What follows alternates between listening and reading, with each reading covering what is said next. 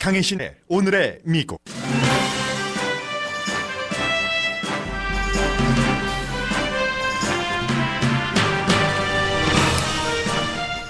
연방 하원에서는 지금 탄핵 투표 전 마지막 토론이 이어지고 있습니다. 투표 결과는 당파적으로 탄핵이 통과될 게 확실합니다. 트럼프 대통령은 탄핵은 가당찮은 불법 쿠데타라는 편지를 하원 의장에게 보냈고, 팍스의 진행자 루답스는 우아한 편지라고 코멘트했습니다. 미국 대도시에서는 탄핵을 찬성하는 시위가 이어집니다. 북한이 미국에 보내는 크리스마스 선물은 장거리 미사일 발사에서부터 보내지 않는다까지 결론을 내릴 수 없는 추측이 이어집니다. 한국이 동료 선원들을 살해한 뒤 탈북 신청을 한 북한 선원 2명을 북한에 돌려보낸 여파를 미국 언론도 보도하기 시작합니다. 인권 변호사였던 문재인 대통령의 청와대가 개입된다는 게 강조된 보도입니다. 보잉사가 약 350명이 희생된 보잉 기종의 생산 중단을 발표한 뒤 이 결정이 미국 경제 성장을 0.5% 줄일 것이라는 예상이 나왔습니다. 대통령의 계속되는 시도와는 달리 의회에서는 깨끗한 에너지 개발 기금을 늘려갑니다. 말 못하던 소녀가 크리스마스 불빛에 매료된 뒤 다쳤던 입에서 노래와 말소리가 터져나오고 있습니다.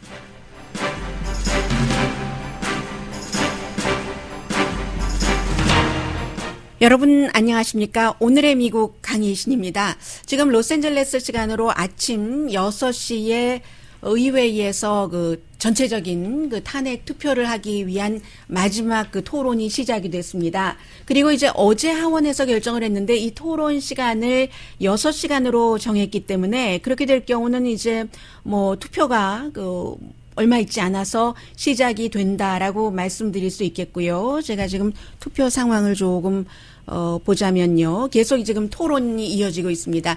당연히 하원 의원, 상원 의원 모두 자신들의 의견을 얘기를 하고 결과는 보나마납니다. 공화당에서도 이탈표가 없고 민주당에서도 이탈표가 없고 당연히 민주당이 다수당이기 때문에 통과가 되고 특히 민주당 쪽에서는 트럼프 대통령이 강한 그런 지역구의 의원들이 다음에 선거에서 재선되지 않을 그럴 확률이 있는데도 불구하고 이탈표가 없고요, 지금.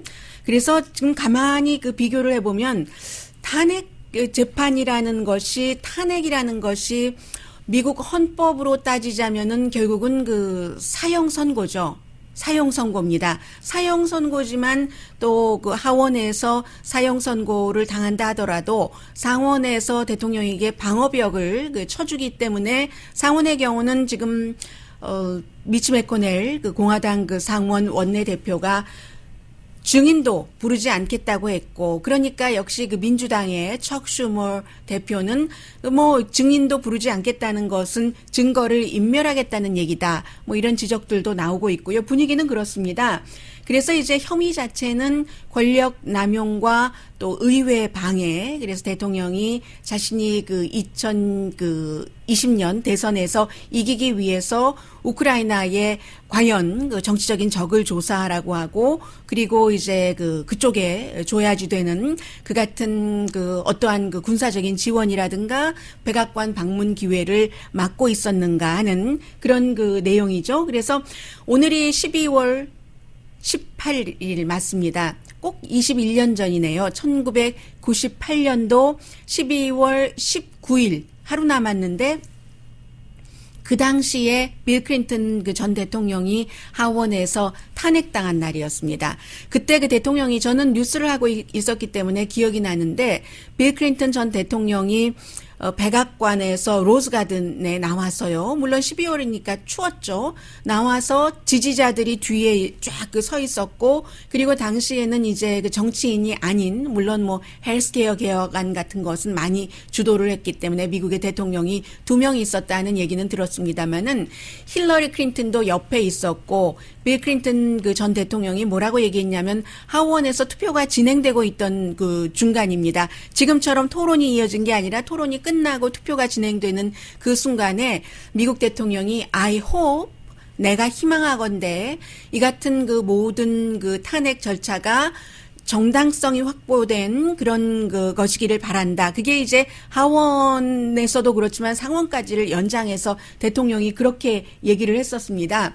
그래서 이제 헌법에 따라서 집행되길 바란다라고 얘기를 하면서 그 사이에 저는 저의 임무인 미국의 대통령으로서 미국 국민들을 위해서 열심히 일하겠습니다. 이렇게 얘기를 했고, 그리고 또 하나 기억나는 것은 당시에 빌 클린턴 전 대통령도 당파적이라는 비난을 상당히 많이 했습니다. 이번에 이 탄핵은 초당파적입니다. 초당파적이라고 얘기를 했었고요. 그리고 또 뭐가 있었습니까? 그리고 적대감에 의한 그 탄핵 수순이었다는 것도 얘기를 했는데, 당시에 이제 빌 클린턴 전 대통령의 혐의와 오늘 그 탄핵 투표를 할 트럼프 대통령의 혐의는 굉장히 다르죠.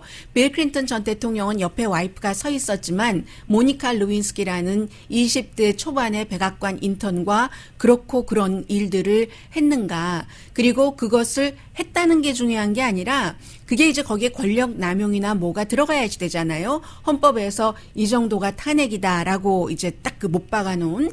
그래서 대통령은 그랬는데도 불구하고 모니카 루윈스키가 뭐 푸른색 무엇이 묻었다는 드레스까지 내놓고 했는데 연방 대배심에서 손가락을 이렇게 가리키면서 나는 그런 일을 하지 않았다고, 그런 릴레이션십이 없었다고 얘기한 것이 거짓 증언이었다. 그 혐의였습니다. 그리고 지금 트럼프 대통령은 외국 정부를 개입을 해서 과연 그 권력 남용을 하려고 했는가, 이제 그런 그 부분들이죠. 혐의가 그렇게 다르다라는 말씀을 드리고, 그래서 이제 날짜가 하루밖에 차이가 나지 않기 때문에 이런 일도 있구나 하는 생각도 되고요.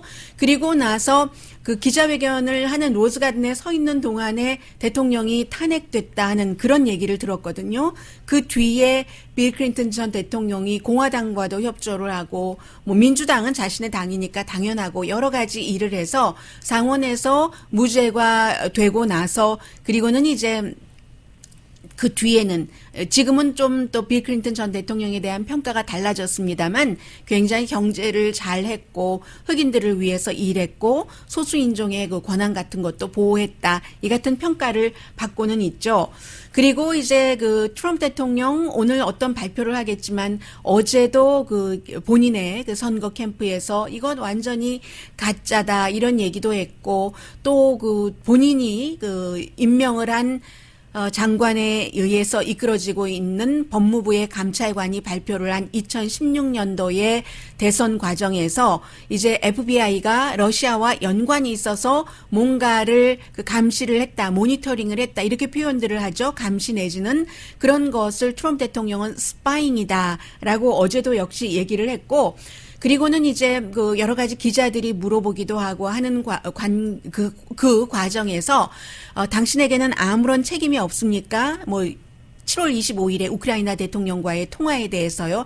나는 아무런 책임이 없다. 0이라고, 제로라고 대통령이 얘기를 했고요. 그리고는 6페이지짜리 편지를 낸시 펠로시 하원 의장에게 보냈는데 이제 탄핵 전날 보낸 거죠. 6페이지짜리면 꽤 긴 편지인데 이 편지를 만드는데 일주일이 걸렸답니다. 그래서 대통령의 이런 그 자문인 그 스티븐 밀러라는 이민에 대해서 강경한 그 사람과 또 다른 그 디렉터, 의회 관련 디렉터 두 사람이 편지를 썼고, 편지가 완전히 거의 완성되기 전에는 이제 백악관의 법률 자문에게도 보여주지 않고 너희들 마음대로 해봐, 대통령과 가장 뜻이 맞는, 코드가 맞는 그런 이제 젊은 사람들에게 시켰는데 그 편지 내용이 이런 내용들입니다. 단어를 그 영어 단어를 한국말로 번역을 하자면 영어로 느낄 때 조금 더 좀 확실하게 느껴지긴 하는데요. 이건 무효다, 악의적이다, 지독하게 나쁘다, 이번 탄핵이 장점이라고는 없다, 민주당은 솔직하지 않다, 근거가 없다, 가당찮다, 위험하다, 가짜다, 불법이다, 뭐 이런 내용들이었습니다. 그러자 이제 그 팍스 TV의 루답스, 팍스 비즈니스의 루답스, 팍스의 루답스하고 이게 터거 칼슨이랑 약간 경쟁하는 것 같기도 해요. 대통령에게 이민이라든가 여러 가지 이슈에 대해서 자문을 한다고 루답스가 우아한 편지라고 얘기를 했습니다. 굉장히 그 원색적인 단어가 많이 들어간 6페이지짜리 편지인데 우아하다, 엘레강트하다고 얘기를 했고요. 그리고 이제 그의 게스트는 이것은 너무 훌륭한 편지이기 때문에 게티스버그 연설과 똑같은 그런 수준의 편지다. 제가 지금 이 말씀을 드리는 것은 이제 그 트럼프 대통령을 지지하시는 분들과 트럼프 대통령을 지지하지 않는 분들 사이에서 똑같은 일들을 놓고 이렇게 이 편지의 그 단어 자체로만 보면은 굉장히 그 노골적이고 전투적이고 악의와 분노와 이런 것이 가득한데 똑같은 그 편지를 보고 루답스는 우아하다라고 얘기를 하고 있기 때문에 그런 그 차이를 말씀드리려고 제가 전해드렸고요. 낸시 펠로시 하원 의장은 기자들이 물어보니까 내가 지금 뭐 여러 가지 그 의회에서 또 예산안 그 통과시키는 것 있잖아요. 그런 문제들 때문에 바빠서 아직 편지 끝까지 다 읽어보지는 못했습니다. 이런 얘기를 하고는 그저 뭐 어깨를 으쓱하는 편지 내용을 몰랐겠어요. 그러니까 어떻게 대통령이 하원 의장에게 그런 편지를 보낼 수가 있는가 하는 낸시 펠로시 입장에서는 그렇다고 말씀드리고요. 그리고 또 하나는 이것도 하나의 상징인데 민주당도 기본적으로는 한 30명 정도가 지금 지역구에서 트럼프 대통령 지역구에서 당선이 됐기 때문에 어떻게 하는가 했는데 크게 이탈표는 없는 것 같고요. 그 가운데 한 명, 지금 낸시 펠로시 하원 의장이 얘기를 시작을 했으니까 좀 들어보시겠습니다. 이 부분인가요? 네. 네, 왜 소리가 나지 않죠? 코파일럿인데 잠깐만요. 네, 소리를 조금 올려보겠습니다. System of government unlike one ever seen before. A republic, starting with the sacred words, "We the people." For centuries, Americans have fought and died to defend democracy for the people. But, very sadly now, our founders' vision of a republic is under threat from actions from the White House. That is why today 네, 지금 이제 그 탄핵을 주도하고 있는 민주당이 하는 얘기는 언제나 똑같습니다. 우리나라를 세운 그 건국의 아버지 어머니까지 제가 했어요. 아버지 어머니들은 리퍼블릭이라는 단어를 얘기를 하고 민주주의 얘기를 하고 for the people. 이 국가는 국민을 위해서 일을 해야지 되는 그런 것인데 지금 민주당이 이렇게 탄핵을 주도하게 된 것은 대통령이 이와는 거리가 먼 일을 했기 때문에 그렇다 하는 그 하원 의장이 굉장히 지금 내용과 상관없이 그 역사적인 연설입니다. 미국에서 미국 대통령이 세 번째로 탄핵을 당하기 직전, 투표가 있기 직전에 다수당인 민주당의 낸시 펠로시 하원 의장의 연설입니다. though a sad one, I submit these documents for the record and commend them for students to study. Without objection, so ordered.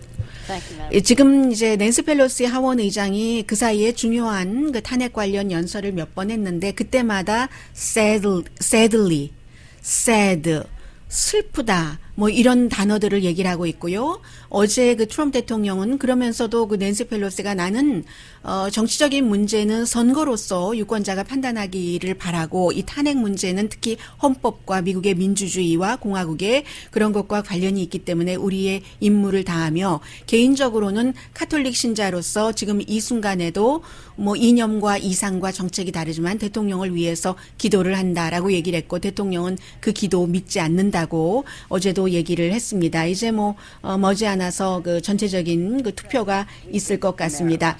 그리고는 이제 한 명이 이런 경우는 처음인데요. 그 메이니 지역구인 그 자레드 골든이라는 그 의원이 트럼프 대통령이 이긴 그 지역구에서 지난해 선거에서 간신히 이겼거든요. 간신히 이긴 민주당의 초선 의원인데 이 사람은 그 본인이 결정을 했습니다. 지금 혐의가 두 가지이기 때문에 하나 권력 남용에 대해서는 탄핵에서 찬성표를 던지고 그러나 의회를 방해했다는 이 부분에서는 그렇게 탄핵 당할 정도까지는 아니다 해서 노를 던지는 이런 정도요. 해서 그 4페이지짜리 본인의 그 성명을 발표를 했는데 우크라이나 대통령에게 요청한 여러 가지는 레드라인을 넘었다라고 얘기를 했습니다. 그래서 아마 투표를 이렇게 두 가지 혐의에 대해서 반반으로 나누어서 하는 그런 유일한 민주당 의원이 아닐까 이런 생각이 들고요. 그리고 하원에서 탄핵이 되고 나서도 상원에서 100명 가운데서 이제 3분의 2니까 67명이 찬성표를 던져야지 되는데 민주당이 47명입니다. 그러면 이제 20명이 더 찬성표를 공화당 쪽에서 던져야지 되겠다고 하는데 이것은 불가능한 일이고요. 지금까지 날짜를 따져보니까 꼭 그 탄핵 절차가 시작되고 나서 86일이 됐습니다. 86일 동안 유권자들의 마음은 별로 변하지 않았고 워싱턴의 하원, 연방, 또 연방 상원 의원의 마음은 전혀 변하지 않았습니다. 그리고 한 명은 있죠. 한 명은 민주당에서 이 탄핵에 뭐 반대표를 던질 사람이 있기도 하겠습니다만 그 사람은 바운드류는 이미 공화당으로 당적을 바꿨기 때문에요. 이제는 오늘의 미국이 끝나기 전에는 투표가 끝나지 않을 겁니다. 그러나 제가 내일 방송할 때는 미국의 대통령이 세 번째로 역사상 탄핵이 됐습니다 하는 뉴스로 여러분들께 인사를 드리게 되고 그리고 상원에서 그 방어막이 아주 철저하기 때문에 상원은 대통령을 탄핵시키지 않을 겁니다 라는 뉴스가 내일의 탑뉴스가 될 겁니다.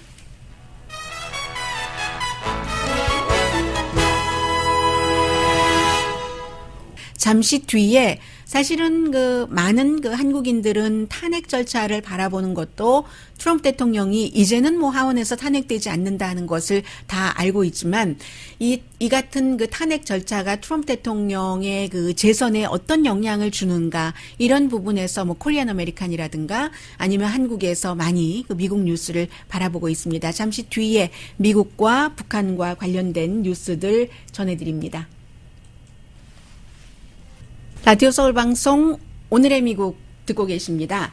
네, 지금 굉장히 많은 기사들이 나와서 저도 오늘 아침에 이 기사들을 점검하느라고 무척 많은 시간을 썼습니다. 그런데 봐도 또 봐도 보고 또 봐도 여러분들께 특별하게 전해드릴 만한 새로운 아이디어라든가 새로운 방안이라든가 속보라든가 이런 게 없습니다. 그러면서도 끊임없이 보게 되는 게 지금 북한과 미국 관련 뉴스입니다. 한 가지 조금 새로운 것이 있다면 그런데 이분이 어찌할까 뭐 이런 생각도 하면서요.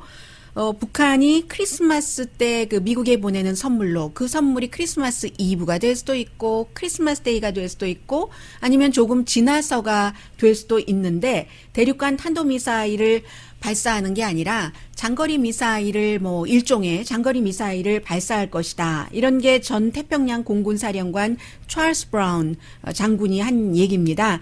아니면 그 첫 번째가 장거리 미사일을 발사할 것이다. 이고 두 번째는 아마 스스로 우리가 발사를 하지 않기로 유예했다.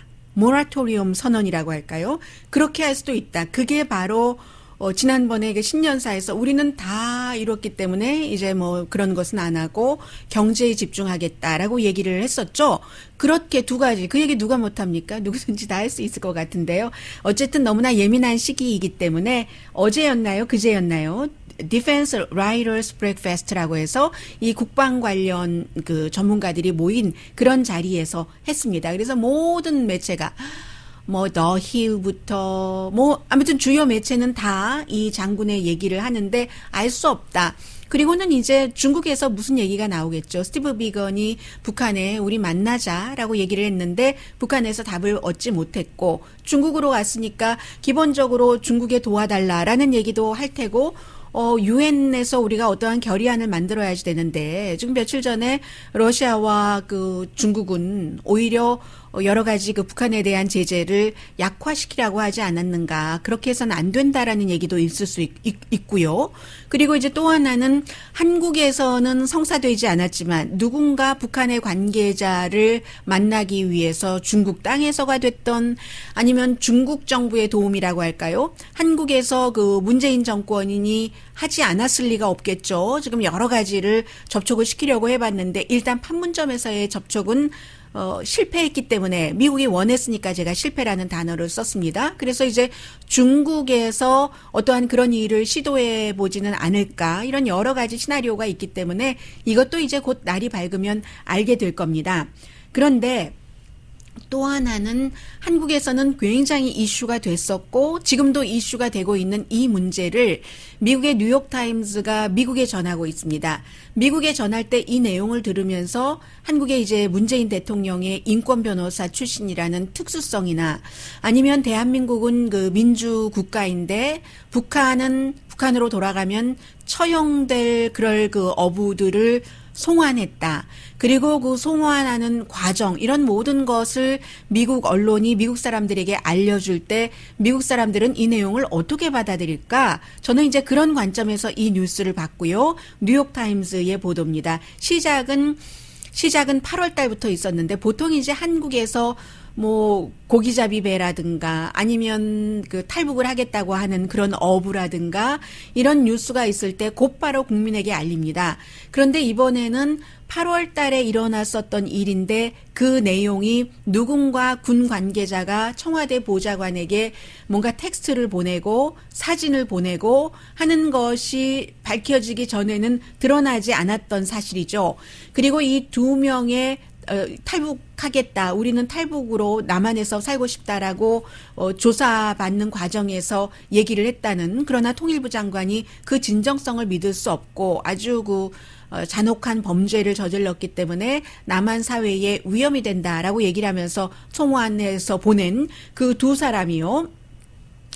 여기에 대해서 인권 변호사 출신이기 때문에 문재인 대통령이 이게 이제 청와대와 연관이 있으니까 문제가 되고 이 선원들은 원래 이제 고기잡이 배인데 그 배에 19명이 타고 있었고 김책에서부터 이렇게 오다가 하도 그 선장이 학대를 해서 선장을 먼저 살해를 하고 그리고 나서 잠자고 있는 동료 선원들이죠. 이 두 사람은 아마 엔지니어들이었는가 봐요.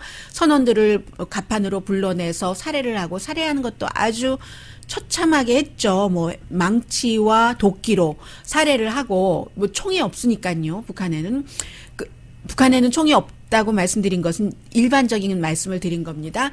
그래서 그렇게 하고 나서 다시 북한 쪽으로 갔다가 뭐 경찰에 잡혀서 다리 남단 쪽으로 오고 거기서 한 이틀쯤을 배회하고 남한에서 뭐 경고총을 쏘고 해도 안 가서 결국은 붙잡아서 신문을 해보니까 우리가 이런 범죄를 저질렀다 하고 순순히 다 자백을 했고 그러나 남한에 살고 싶다 했는데 남한에서 이 사람들을 북한에 보냈다는 것이죠.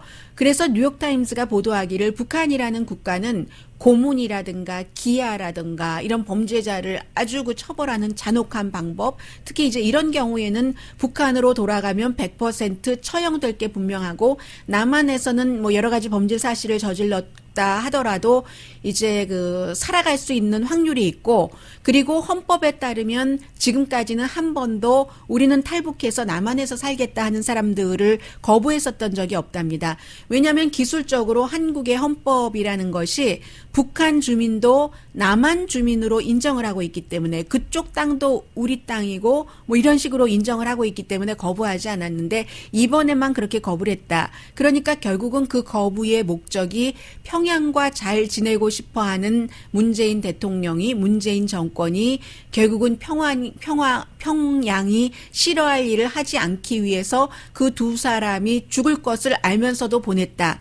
보낼 때도 어떻게 보냈냐면 눈을 가렸고요.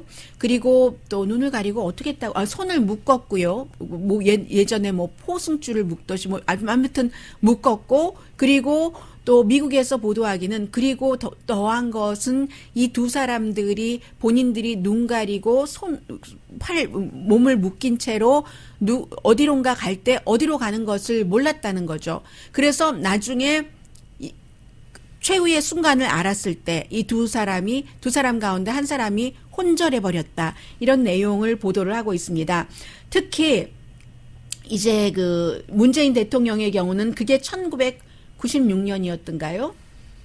네, 1996년 맞았네요. 문재인 대통령이 6명의 중국인, 11명의 선원을 튜나 그 참치잡이배에서 살해를 했는데 그 가운데 7명은 한국 사람이었는데도 그런데도 문재인 대통령이 인권법 변호사로서 그들을 변호를 했었다. 그런 사람이 어찌 이럴 수가 있는가 해서 비난을 많이 하고 있고 당연히 지금 뭐 원희철 의원이라든가 야당의 비난은 대단하죠. 더군다나 조사도 하지 않았다. 뉴욕타임스의 표현입니다. 조사라도 제대로 하고 그렇지. 이렇게 얘기를 하니까 그것은 한국 정부 측에서는 피해자에 대한 배신이다.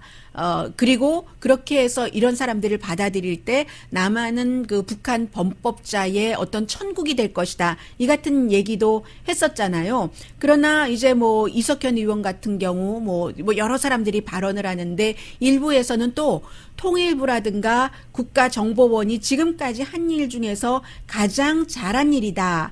뭐 이런 얘기들도 해서 지금 한국에서 굉장히 이슈가 되고 있고 인권단체와 66군데 그룹이 한국 정부를 굉장히 비난한다는 것이고 이 같은 형태의 강제 송환은 국제법 위반이다. 이런 얘기도 굉장히 많이 하고 있다는 이 내용이 이제 뒤늦게 미국에서는 전해지고 있습니다. 그 순간 지금 제리 네들러 미국의 법사위원회의 위원장 가족의 문제가 가족사에 어떤 문제가 좀 있었는데도 결국은 투표할 때 투표장에 왔네요. 얘기하고 있습니다. 탄핵에 관해서 마지막으로 청문회를 했었던 청문회를 주도한 제리 네들러 민주당 법사위원회 위원장 얘기 조금 들어보시겠습니다.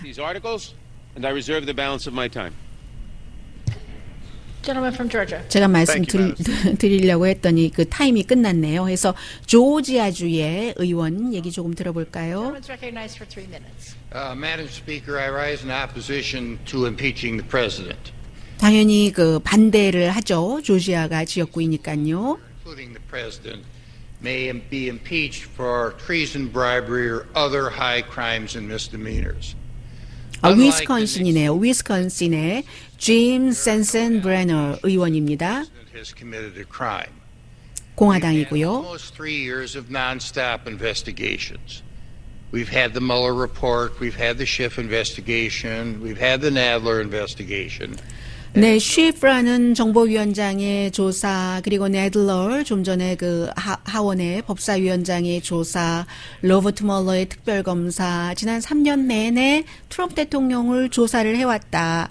그러나 어떠한 스모킹건이 없다라는 주장을 하고 있습니다. By the radical left. They have wanted Radical Left, 아주 급진적인 좌파에 의한 트럼프 대통령 못살게 굴기다. 뭐 이런 표현입니다. the articles of impeachment. First of all, abuse of power. The phone call in question had the president say, "Our country has been through a lot. I want you." 결국은 이제 공화당 의원들은 똑같이 권력 남용도 아니고 의회 방해도 아니다. 이런 주장들도 똑같고 결론도 똑같을 겁니다. 그러므로 저는 일단 오늘의 미국에서 투표가 시작이 되지 않았기 때문에 탄핵 절차 마지막 토론 과정에 대해서는 이 정도로 마무리하고 잠시 뒤에는 내년 2020년을 바라볼 수도 있고요 하는 미국의 경제 관련 뉴스 좀 전해드리겠습니다.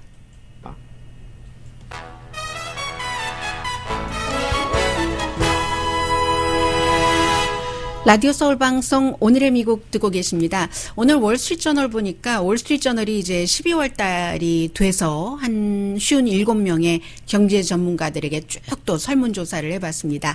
2020년 미국의 경제가 어떻게 될 것 같은가. 월스트리트저널은 굉장히 좋은 그림을 내놨거든요. 결론적으로는 미국의 2020년에 경기 불황이 없다. 그렇게 볼 경우는 11년째 미국이 경제 성장세가 경제가 확장되게 되는 거고요. 대신에 이제 2019년도에 조금 실망스러웠었던 일은 비즈니스가 투자를 좀 잘하지 않고 이런 무역 문제 때문에 좀 뭔가가 불안정했고 예측하기도 그런 점을 꼽았습니다. 그리고 연방준비제도가 선거 전에 어떠한 정치에 개입을 해서 뭐 큰 역할을 하지는 않을 것으로 이럴 때 이제 미국식 표현으로 사이드라인에 있을 것이다라고 얘기를 하잖아요. 그래서 월스트리트저널이 전문가들에게 물어본 결과 전문가들은 그 같은 얘기를 내놨습니다. 그런데 지금 미국에서 나오고 있는 미국 경제를 예상하는 것과 뭐 영국이라든가 다른 나라들에서 세계적인 경제, 미국의 경제를 예측하는 것에는 어느 정도 갭이 있다는 것을 말씀을 드립니다. 미국이 더 조금 장밋빛으로 보는 것 같고요. 그리고 그 이코노미스트는 미국 사람들이 지금 그렇게 얘기하고 있는데 어림없는 일이야. 뭐 이런 얘기도 지금 많이 나오고 있습니다.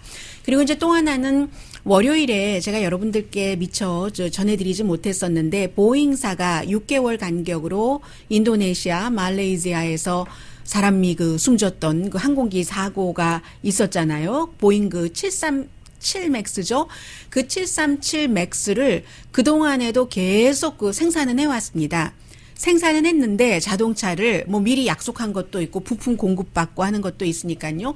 생산을 해서 전부 텍사스하고 또 워싱턴주요. 워싱턴주에서 오늘의 미국 듣고 계신 분들 안녕하세요. 워싱턴주에 파킹을 자동차 파킹하듯이 팔리지가 않으니까요. 더군다나 이 보잉의 737 맥스라는 것이 보잉의 돈을 굉장히 많이 벌어다 주는 그런 아이템이었는데 값도 비싸고요. 그리고 수출로 그래서 미국에서 한 회사가 미국의 경제를 질질 끌고 갈 수 있다면 그 회사를 어느 회사로 꼽느냐라고 질문을 하면 거의 모든 사람이 보잉이라고 얘기를 합니다. 보잉은 지금까지 중국이라든가 아니면 유럽연합에서도 보잉사에 그 덩치 큰 물건을 많이 사줬잖아요. 중국 같은 데는 뭐 12자루에 99센트 뭐 이런 볼펜 같은 것 수출 많이 하면서 그래서 보잉이 지금 어제 월요일에 발표를 했죠. 앞으로 이제 계속 만들고 파킹만 해놓는데 팔리지 않으니까 737 맥스를 더 이상 만들지 않겠다. 이것이 전문가들은 미국의 내년 초반기의 경제 성장률을 적어도 0.5%포인트 끌어내릴 것으로 생각을 합니다. 왜냐하면 보잉이 혼자서 모든 것을 다 만드는 게 아니잖아요. 거기 하나에 지금 이 볼펜 제가 들고 있는 이 볼펜 하나에 얼마나 많은 부분이 들어가는데 보잉에는 뭐 상상을 할 수가 없잖아요. 가장 크게 저처럼 비행기 모르는 사람도 보잉의 엔진이 제너럴 일렉트릭의 엔진이라지 이런 것 정도는 알잖아요. 큰 부품부터 작은 부품까지 들어가는 것들이 너무나 많기 때문에 이제는 한 달에 40대를 만들다가 한 대도 안 만든다고 하면은 그게 보잉사뿐만이 아니라 다른 제너럴 일렉트릭을 포함한 많은 회사들, 미국 회사뿐만이 아니라 해외의 다른 회사에까지도 굉장히 영향을 줄 거고요. 보잉사는 당분간 이 비행기를 만들지 않겠다라고 얘기하면서 레이오프는 없다고 얘기를 했지만 그 말을 누가 믿습니까? 당연히 이제 시간이 지나면 레이오프를 하겠죠. 그래서 전반적으로 영향을 미치는데 제가 지금 말씀드린 게 뭐 옥스퍼드 이코노믹스라든가 아니면 JP 모건 체이스라든가 웰스 파고의 경제 전문가들이 전부 예측을 하는 것이고 뭐 로열라 메리마운트 대학교에 계시네요. 손성원 교수가. 손성원 교수는 한인타운 은행장을 하셨던 그 전에 미국타운에서 이미 잘 알려졌었고 이분은 여전히 미국에서 인터뷰를 많이 해줍니다. 이분 얘기를 많이 아무튼 하고 있어요. 이분도 똑같은 제가 지금 말씀드린 그런 의견에 동의를 하고 있습니다. 그래서 결국은 보잉의 판단은 아니 비행기가 만들어졌으면 하늘을 날아다녀야지 되는데 곧 하늘을 날아다닐 수 없다면 우리가 더 이상 만들 수는 없지. 이게 이제 보잉의 뜻이고요. 미국에서도 아메리칸 에어라인이라든가 사우스웨스트 에어라인이 이 737 맥스를 많이 썼거든요. 그러니까 사람들이 사고가 나서 처음에 이제 막 취소를 하고 겁나잖아요. 취소를 하기도 했고 다른 나라에 아무튼 팔지 못하는 것 이외에 아예 미국에서도 이 737 맥스는 우리는 안 쓸 거야라고 얘기하는 사람들도 굉장히 많아서요. 무슨 항공기 부품 제조 회사 같은 그런 회사들도 지금 다 이 여파를 아주 크게 받을 것이 분명하고 실제로 보잉이 이 그 기종 중단, 생산 중단을 하지 않기 위해서 지난 분기에 캐시를 30억 달러나 사실은 부었습니다. 그 정도로 했는데도 안 된다 하니까 이 정도 판단을 낸 거고요. 이러한 것들을 그 미국 내보다는 해외에서 유럽 쪽에서 특히 이제 에어버스가 있는 유럽 쪽에서 많이 분석을 하고 있는데 보잉이 그동안 너무 그 자만을 했고 운영 방식이 글러먹었다. 이런 얘기들을 많이 합니다. 왜냐하면 우선 규제 자체가 이번에 그 737 맥스에서도 많이 나왔지만 연방 항공국의 이 보잉에 대해서 그 레귤레이션을 그 하고 감시를 하고 모니터링을 하고 하는 사람을 보잉 사람이 했다는 거 아니에요. 그리고 사람이 그렇게 많이 숨졌는데도 두 번째 사고 이후에도 보잉사의 CEO가 대통령에게 전화 걸어서 어떻게 좀 해달라고 하는데 대통령도 어떻게 할 수 없는 그런 입장이었습니다. 그런 식으로 그 일을 해왔고 그리고 보드 멤버에도 외국인도 많이 그 받아들여야지 된다. 이런 얘기도 해외에서는 굉장히 많이 오랜 동안 해왔었고요. 그리고 또 하나는 보잉이 그 연구와 개발에 굉장히 게을렀다. 큰 회사에서 부자 회사에서 연구와 개발에 게을렀다라는 얘기를 들을 때는요. 돈 안 썼다는 얘기예요. 연구도 개발도 마음으로 됩니까? 다 돈으로 이루어지는 그런 그 세상인데요. 그래서 그 아주 극단적인 예를 들자면 에어버스가 이 보잉과 경쟁을 하는 유럽에서 만드는 다국적 기업 프랑스가 중심이 돼서 에어버스의 경우는 판매의 한 10%는 그동안 계속 그 연구비, 개발비로 써왔는데 그에 비해서 보잉은 뭐 우리 점유율이 높은데 뭐 수출도 잘 되는데 하면서 7%밖에 안 썼답니다. 이게 $100, $1000짜리를 가지고 연구비를 10%를 쓰느냐 7%를 쓰느냐가 아니라 얼마예요 그 한 대에 한 대당 미국의 경제를 좌지우지한다는데 그러니까 이런 것을 바꾸지 않으면 앞으로도 그런 일들은 일어날 수 있다. 체질을 개선을 해야지 된다. 이런 얘기들을 보잉사를 향해서 굉장히 많은 전문가들이 하고 있습니다. 그리고 보니까 항공사 광고를 들으시네요.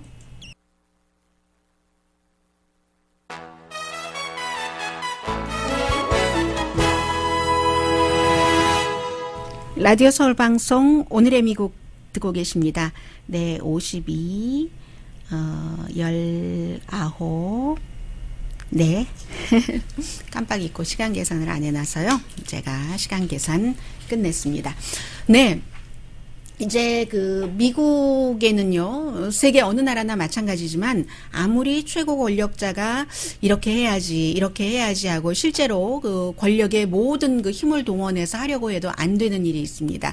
그런 경우는 대체로 이제 시대 정신에 관한 것으로 에너지 관련 부분인데요. 대통령이 무슨 환경 에너지 이런 게 아니라 석탄 오일 시추 많이 해야지 되고 아무리 이런 얘기를 해도 안 되는 겁니다.